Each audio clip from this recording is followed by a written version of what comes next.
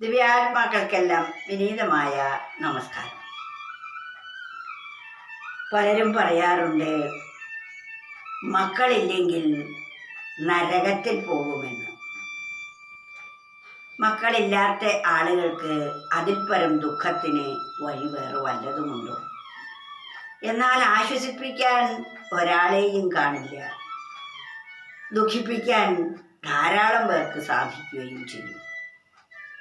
മക്കളില്ലെങ്കിൽ പുന്നാമമാകും നരകത്തിൽ നിന്നും നമ്മെ കരയ്ക്ക് കയറ്റുന്നത് പുത്രനാണ് എന്ന് പറയുന്നത് കൊണ്ട് എന്ത് ക്ലേശം സഹിച്ചും ഒരു പുത്രൻ വേണമെന്ന് ആഗ്രഹിക്കുന്നു. അഥവാ പുത്രൻ ഇല്ലെങ്കിൽ ഇല്ലാത്തതിൽ ദുഃഖിക്കുന്നു. എന്നാൽ സത്യാവസ്ഥ ഇപ്പറഞ്ഞതും ഒന്നും അല്ല എന്ന് അനുഭവസ്ഥരായ മഹത്തുക്കൾ പറയുന്നു. പുത്രനുണ്ടായാൽ ഗതിയുണ്ടെന്ന് മർത്യന്മാർ മോഹിച്ചു കൊണ്ടാടുന്നു. പുത്രനുണ്ടാൽ വിഷപ്പച്ചയനടങ്ങുമോ? എത്രയാണ് അജ്ഞാനം ചിത്രം ചിത്രം. ഒന്നാലോചിച്ച് നോക്കൂ. പുത്രനുണ്ടാൽ, അതുപോലെ പുത്രനുണ്ടായാൽ ഗതിയുണ്ടെന്ന്. പുത്രനുണ്ട്, ആ പുത്രൻ ബലി ചെയ്താൽ, ബലികർമ്മം ചെയ്തു കഴിഞ്ഞാൽ ആ ജീവനെ ഉദ്ധരിക്കാൻ കഴിയും എന്ന് ജനങ്ങൾ വിശ്വസിക്കുന്നു. മാത്രമല്ല, ഞാനൊന്നും ചെയ്യേണ്ട ആവശ്യമില്ല, എനിക്കിവിടെ തോന്നിയതുപോലെ ജീവിക്കാം, എൻ്റെ മക്കൾ എനിക്ക് വേണ്ടി ബലിക്രിയ ചെയ്താൽ എനിക്ക് ഉന്നത മണ്ഡലത്തിലെത്താം എന്നും ധരിച്ചു വശായിരിക്കുന്നു. അവിടെ നമ്മൾ മനസ്സിലാക്കേണ്ട ഒരു പരമസത്യമാണിത്. പുത്രനുണ്ടായാൽ ഗതിയുണ്ടെന്ന് മർത്യന്മാർ മോഹിച്ചു കൊണ്ടാടുന്നു. അതുകൊണ്ട് എനിക്കൊന്നും ചെയ്യണ്ട, മക്കളുണ്ടായിക്കഴിഞ്ഞില്ലേ, ഇനി എനിക്ക് മരിച്ചു പോയാലും ഒന്നും പേടിക്കേണ്ടതായിട്ടില്ല എന്ന് പറയുന്നു.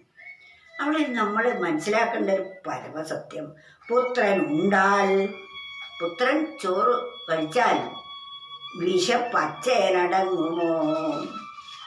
മക്കളുണ്ട് കഴിഞ്ഞാൽ അച്ഛനും അമ്മയുടെയും വിശപ്പടങ്ങുമോ? ഒരിക്കലുമില്ല.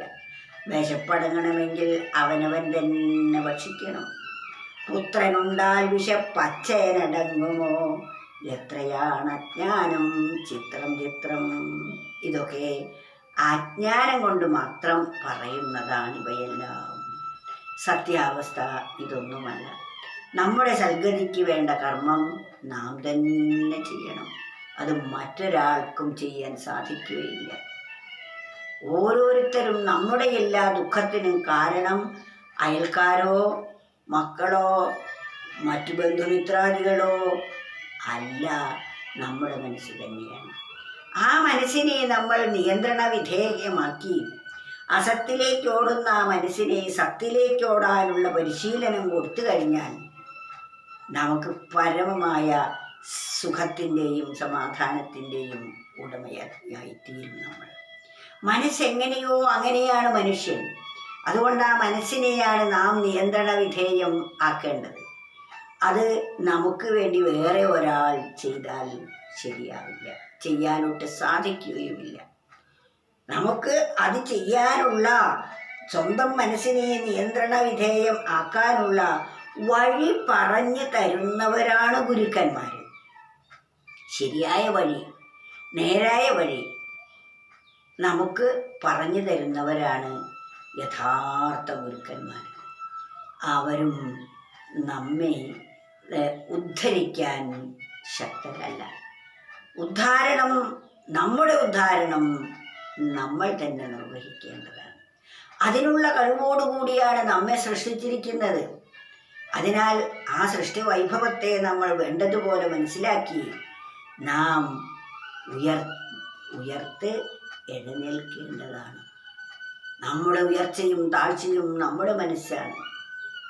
അത് മറ്റൊരാൾക്കും ഉയർത്താനും അതുപോലെ താഴ്ത്താനും സാധിക്കുകയില്ല.